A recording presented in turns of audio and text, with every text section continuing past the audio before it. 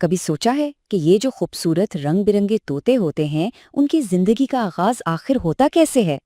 اچھا، تو چلیں آج طوطوں کی بریڈنگ کی اس انٹرسٹنگ دنیا کو سمجھتے ہیں اور دیکھتے ہیں کہ زندگی کا یہ معجزہ کیسے سامنے آتا ہے۔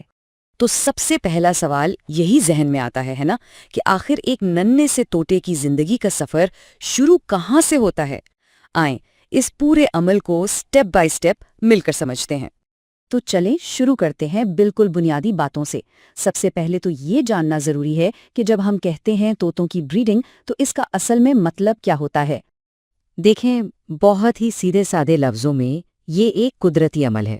مطلب ایک نر اور مادہ طوطے کا جوڑا بنتا ہے، پھر مادہ انڈے دیتی ہے اور اس کے بعد دونوں مل کر اپنے چوزوں کی پرورش کرتے ہیں، بس یہی ہے۔ اچھا، اب لوگ اس میں اتنی دلچسپی کیوں لیتے ہیں؟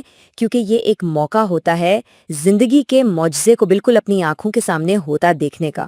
سوچے ذرا، ایک چھوٹے سے انڈے سے ایک پورا پرندہ بننا، یہ دیکھنا واقعی ایک زبردست تجربہ ہے، اور یہی چیز اسے اتنا خاص بناتی ہے۔ ٹھیک ہے، تو اب ہم بنیادی باتیں تو سمجھ گئے ہیں، تو اب آگے بڑھتے ہیں اور اس پورے سفر کو دیکھتے ہیں کہ یہ پورا عمل شروع سے آخر تک کن مراحل سے گزرتا ہے۔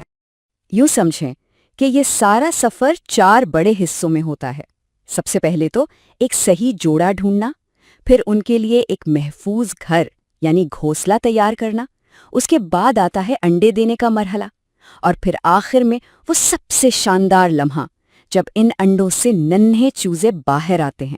تو چلیں سب سے پہلے اور سب سے ضروری قدم کی بات کرتے ہیں، ایک بہترین جوڑا تلاش کرنا، کیونکہ سارا دار و مدار اسی پر ہے۔ یہی اس پورے عمل کی بنیاد ہے، اور اگر یہ ٹھیک نہ ہو تو آگے کچھ بھی ٹھیک نہیں ہوتا۔ اس پورے عمل میں نر اور مادہ دونوں کے اپنے اپنے بالکل واضح کردار ہوتے ہیں۔ نر کا کام ہوتا ہے مادہ کو اپنی طرف متوجہ کرنا اور پھر اپنے گھونسلے اور علاقے کی حفاظت کرنا۔ دوسری طرف مادہ گھونسلہ تیار کرتی ہے، انڈے دیتی ہے اور پھر ان پر بیٹھ کر انہیں گرمی پہنچاتی ہے۔ اسے انکیوبیشن کہتے ہیں، تاکہ ان کے اندر چوزے بن سکیں۔ اچھا جی، تو جوڑا تو بن گیا، اب اگلا مرحلہ کیا ہے؟ اب باری ہے ایک محفوظ گھر بنانے کی، ایک ایسی جگہ جہاں نئی زندگی کی شروعات ہو سکے۔ تو اب ہم بات کریں گے گھونسلے اور انڈوں کی، اور یہیں پر نیسٹنگ باکس یعنی گھونسلے کے ڈبے کا کردار سامنے آتا ہے۔ یہ دراصل ایک محفوظ پرائیویٹ سی جگہ ہوتی ہے، بالکل ویسے ہی جیسے جنگل میں کسی درخت کا کھوکھلا تنا ہوتا ہے۔ اسے دیکھ کر مادہ کو تحفظ کا احساس ہوتا ہے اور وہ آرام سے انڈے دے پاتی ہے۔ عام طور پر ایک صحت مند مادہ طوطا ایک کلچ میں یعنی ایک بار میں تقریباً 4 سے 6 انڈے دیتی ہے۔ ہاں، یہ تعداد طوطے کی قسم اور ماحول کے حساب سے تھوڑی بہت بدل بھی سکتی ہے۔ اور اب ہم پہنچ گئے ہیں اس سفر کے سب سے دلچسپ حصے پر، وہ لمحہ جب انڈوں کے اندر زندگی بننا شروع ہوتی ہے اور آخرکار ایک ننھا سا چوزا اس دنیا میں قدم رکھتا ہے۔ تو ہوتا کچھ یوں ہے کہ انڈے دینے کے بعد مادہ تقریباً 18 سے 24 دن تک ان پر بیٹھتی ہے تاکہ انہیں گرم رکھ سکے۔ اسی کو انکیوبیشن پیریڈ کہتے ہیں۔ اور جب یہ ٹائم پورا ہو جاتا ہے تب آتا ہے وہ جادوئی لمحہ جب ننھا سا چوزا اپنی چونچ سے انڈے کو توڑ کر باہر کی دنیا میں جھانکتا ہے۔ اور جیسے ہی چوزے باہر آتے ہیں اصل ذمہ داری تو تب شروع ہوتی ہے۔ پھر ماں اور باپ دونوں مل کر ان ننھے بے بس بچوں کو کھلاتے پلاتے ہیں اور ان کی پوری دیکھ بھال کرتے ہیں، تب تک جب تک وہ خود اپنے پیروں پر کھڑے ہونے کے قابل نہ ہو جائیں۔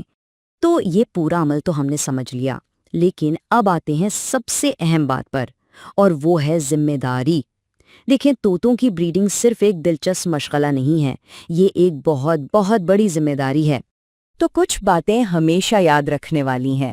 پہلی یہ کہ یہ ایک لمبی کمٹمنٹ ہے، دوسری یہ کہ ایک بالکل صاف اور محفوظ ماحول دینا لازمی ہے، والدین اور بچوں دونوں کے لیے اچھی خوراک کا انتظام کرنا ہوتا ہے، اور سب سے بڑھ کر ایک بڑھتے ہوئے پرندے کی ساری ضرورتوں کے لیے ذہنی اور عملی طور پر تیار رہنا پڑتا ہے۔ تو آخر میں اس خوبصورت سفر کو شروع کرنے کا سوچنے سے بھی پہلے ہر ایک کو خود سے ایک بہت ایماندارانہ سوال پوچھنا چاہیے، کیا اس زندگی بھر کی خوبصورت ذمہ داری کے لیے ہم واقعی تیار ہیں؟